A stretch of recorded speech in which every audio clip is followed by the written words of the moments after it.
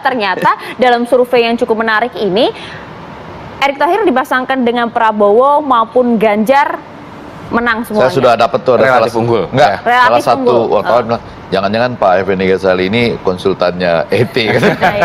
Ini survei, kita belum jadi konsultan siapapun. Apakah kemudian ini yang dua survei yang menyatakan demikian ya? Iya. Apakah ini yang menggiring bahwa memang swing voter kita, para pemilih kita ini memang mayoritas para pencinta bola 63% itu kalau tadi? teorinya Bang Ete kan tadi mengatakan sekian puluh persen penduduk Indonesia adalah pencinta sepak bola dan Pak Erick mungkin juga dengan timnya berhasil menangkap sinyalemen ini. Daripada saya capek-capek cawe-cawe di BUMN, ya kan, lebih bagus mengekspos kepemimpinan Pak Erick di PSSI dan hasilnya ini sangat menunjukkan tren yang positif buat Pak Erick Thohir. Malah mungkin kalau dieksplor di wilayah BUMN-nya lebih banyak persoalan kali ya. Iya dong. Ada persoalan-persoalan yang bisa negatif. Kalau ini di samping tadi menyatakan pendukung atau pencinta sepak bola itu 63%, itu data Burhanuddin Muhtadi berkali-kali menyatakan begitu. Yang kedua, ini nggak bisa berubah nih pencinta bola ini. Dari lahir sampai tua sekali, semua lintas umur. Sementara tadi untuk pemilihan masih bisa bergeser-geser ya. Tapi pertanyaannya 63% ini apakah kemudian juga menyumbang suara untuk Prabowo? Karena kenaikannya cukup signifikan juga. Atau apa alasan lain? Ada dua. Kalau untuk kenaikan suara Prabowo melampaui Ganjar itu saya melihat ada dua faktor, Mbak. Yang pertama adalah faktor Pak Jokowi. Jadi faktor Pak Jokowi ini sangat besar sekali. Dan ini terlihat bahwa 32% masyarakat yang cukup puas dengan kinerja presiden itu memilih Prabowo Subianto. Mayoritas? Tidak mayoritas. Tidak mayoritas. Sementara Pak Ganjar mungkin hanya 29-30%. Dan kalau yang sangat puas memang Pak Ganjar lebih tinggi, tetapi ceruk masyarakat yang sangat puas dengan presiden ini tidak terlalu besar. Artinya di 2 bulan terakhir ini saya melihat Pak Prabowo berhasil mengambil insentif dari pemilih yang puas terhadap kinerja presiden. Itu yang pertama, Mas. Faktor endorse Jokowi. Faktor endorsement Jokowi dan faktor endorsement Gibran dan relawannya saya pikir juga menjadi penyumbang peningkatan suara Pak Prabowo. Dan ini terbukti, suara Pak Prabowo di Jawa Tengah relatif meningkat dibandingkan dengan bulan-bulan sebelumnya. Yang kedua adalah saya melihat gaya komunikasi Pak Prabowo ini udah agak relatif lebih tengah. Nah, ini sudah mulai tergambar dari silaturahim Pak Prabowo dengan Pak Hendro Priyono, dengan mantan-mantan purnawirawan jenderal yang punya konflik dengan Pak Prabowo sebelumnya, justru disambangi.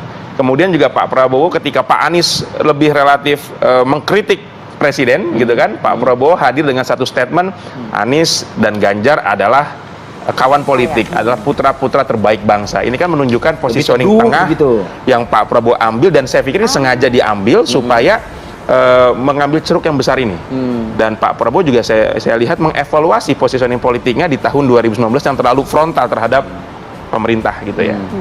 Bang Ege? Ya, jadi yang pertama tadi saya setuju dan terlihat dari kedua survei yang paling mutakhir bahwa pantas juga orang khawatir dengan cawe-cawenya Pak Jokowi itu, walaupun disebut demi bangsa gitu ya.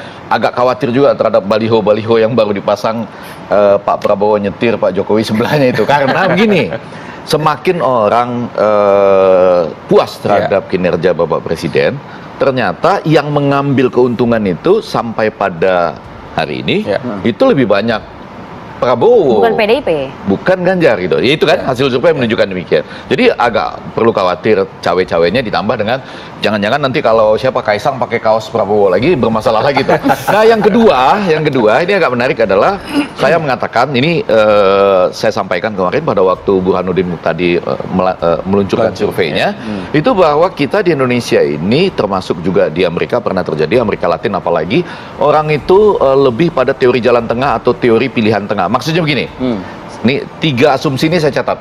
Orang yang memprotes Anies, jatuh pilihannya ke Prabowo.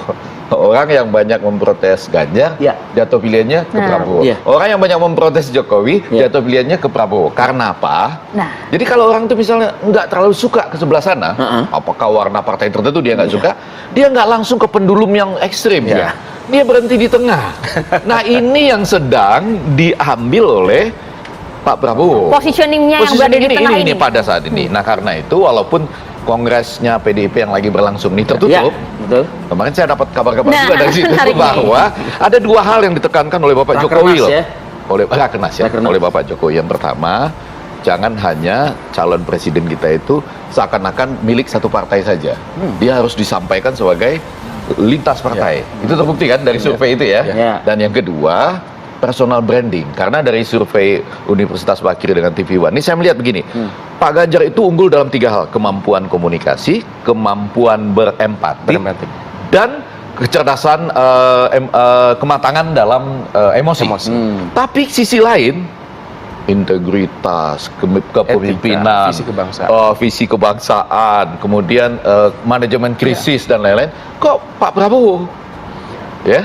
Ini hati-hati loh dengan pemilih muda kita yang sama sekali nggak tahu peristiwa reformasi dan dari variabel-variabel ini tersebut, loh variabel ini ya. Dari variabel-variabel tersebut yang bisa mempengaruhi swing voters ini apa yang akhirnya dia menentukan? Pemilih kita yang mana? Ya kalau kebetulan dalam 2 minggu ini saya nggak tahu ya. Nanti dibilang nyinggung Argentina lagi. Sampai 19 itu masih mungkin ya. Sepak bola masih mungkin. Ya. Sampai 19 Juni. Ya kecuali nanti Brazil datang lagi, saya nggak tahu lah ya.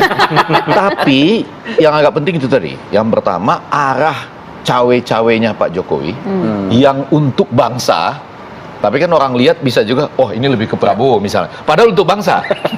Jangan ketahuan dong. Loh, Saya Cawe-cawe positif kok Bang, Bang Ege katanya, mengatakan Bang. ini untuk Prabowo. Lah jelas sih ngomongnya aja di forumnya PDI Perjuangan gitu loh. bukan yang mana yang? Lah yang ngejelasin soal cawe-cawe kan kemarin yang terbaru. Oh, yang terbaru Kadang-kadang ya, baru. betul. Ya, jadi saya cuma mengatakan itu dinyatakan oleh presiden untuk bangsa. Iya. Tapi Andika atau mungkin orang lain bisa melihat, oh ini kok terkesan ke sana. Itu satu. Jadi itu penting. Yang kedua itu tadi, jangan-jangan menarik nih apa yang disampaikan oleh Bapak Presiden.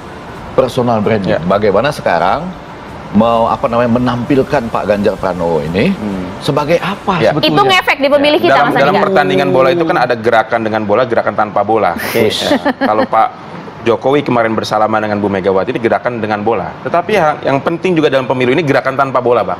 Dan kadang-kadang gerakan tanpa bola ini yang lebih bisa merubah arah pertandingan. Oh gitu. Nah, ini yang harus dilihat ya. Termasuk bisa mempengaruhi mereka-mereka yang saat ini. Pak Jokowi memang secara ofisial adalah kader PDIP, calonnya adalah Pak Ganjar, tetapi gerakan tanpa bola Pak Jokowi kan bisa kita lihat arahnya kemana, sinyalnya kemana. Bukan saya loh ini yang analisis. kemana. Yang analisis bola bukan saya loh ini. Padahal mantan ketua BEM ini ya. Jadi kalah ya, Bang.